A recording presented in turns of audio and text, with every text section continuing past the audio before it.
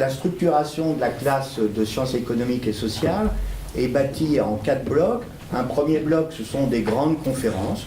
On a pensé que toutes les semaines, ça serait quand même intéressant de faire intervenir sur des thèmes, donc faire intervenir des collègues, des spécialistes, sur des thèmes qui sont à la fois, qui peuvent être des thèmes d'actualité, mais qui sont fortement ancrés dans l'histoire de la pensée économique contemporaine.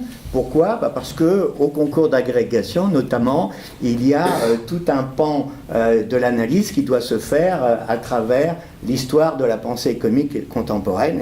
Et l'histoire de la pensée économique contemporaine, évidemment, ça ne s'arrête pas à Marx ni à Keynes, mais ça commence après, presque, pratiquement.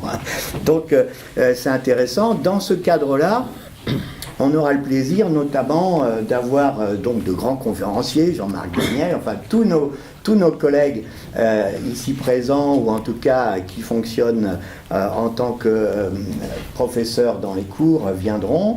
On aura aussi Emmanuel Combe, qui est un de mes anciens doctorants, qui a fait sa thèse avec moi il y a longtemps à la Sorbonne sur les alliances stratégiques entre firmes, et qui est maintenant vice-président de l'autorité de la concurrence, et ça tombe très bien parce que justement il a à la fois en tant qu'agrégé de sciences économiques cette expérience théorique en tant que professeur, mais il a aussi maintenant depuis 6 ans à peu près ou 7 ans cette expérience de terrain colossale, puisque c'est quand même en partie lui qui est chargé de mettre des amendes extraordinairement importante à un tas d'entreprises qui sont condamnées pour entente illicite.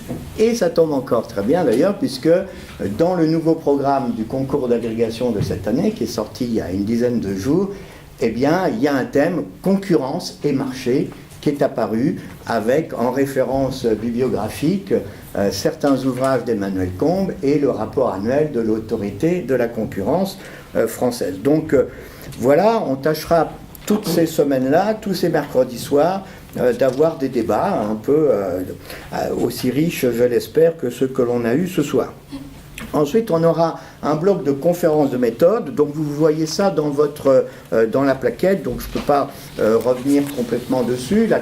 Les conférences de méthode étant censées faire une interaction entre les élèves et leurs professeurs. Donc, il y a mathématiques, microéconomie et macroéconomie, théorie de l'entreprise, économie monétaire et financière. La plupart des collègues sont là, donc ils interviendront. Il y a aussi un bloc qu'on appelle cours d'approfondissement, où on veut quand même aller plus loin. Ce qu'on peut reprocher, ça n'a pas été dit tout à l'heure, mais Jean-Marc l'a un petit peu indiqué, parce que ça vient de Guenry, du rapport de Guenry, mais c'est vrai que quand on regarde l'enseignement secondaire, on a l'impression d'être asphyxié par la volonté encyclopédique. Quand vous regardez le programme de première ou de terminale, vous avez la croissance, le développement durable, le protectionnisme, les gens. Ce qu'on fait en fait à l'université en 3e année et 4e année.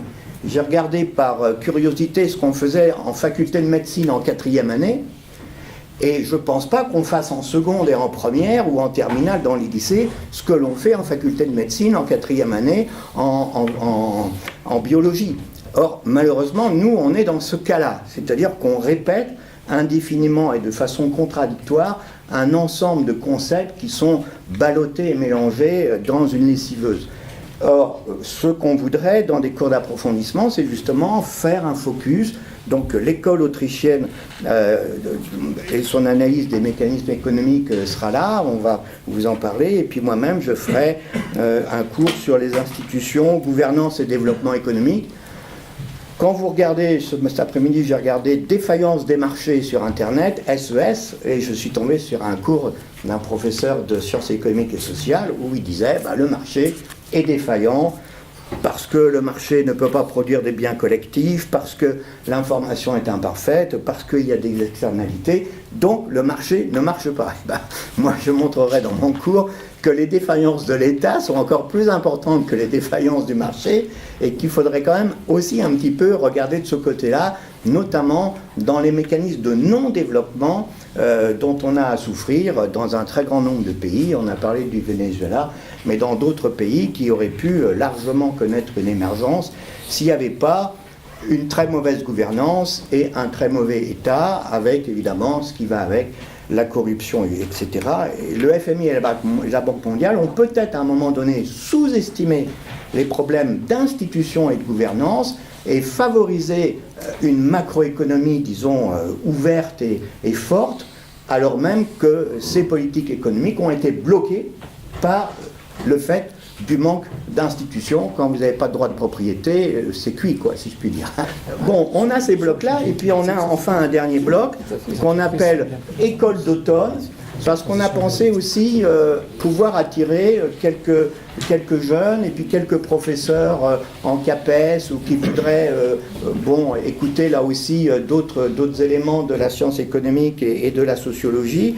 École d'automne, c'est-à-dire que la première semaine des vacances d'automne, des vacances de Toussaint, eh bien on fera quelques cours intensifs, notamment parce que c'est au programme de l'agrégation, on fera un cours d'économie du travail avec mon collègue et ami François Garde de l'Université de Paris 1, mais qui est pour l'instant à Montréal, à l'Université de Montréal. Et puis aussi, bien entendu, il faut parler de la sociologie, parce qu'il y a un programme en sociologie, donc il y a un programme notamment sur la mobilité sociale. Et là, tous nos collègues sociologues, notamment Jean-Michel Morin et Renaud Filleul, vont se mettre d'attaque pour nous parler de ces différents éléments. Voilà, donc on espère qu'avec ces 4 modules, eh bien, on arrivera à balayer suffisamment d'horizons pour montrer à nos auditeurs, si je puis dire, aux gens qui suivront les cours, que l'économie, d'abord, ça sert à quelque chose et il y a un espoir, c'est certain, et on essaiera de développer tout ça. Merci.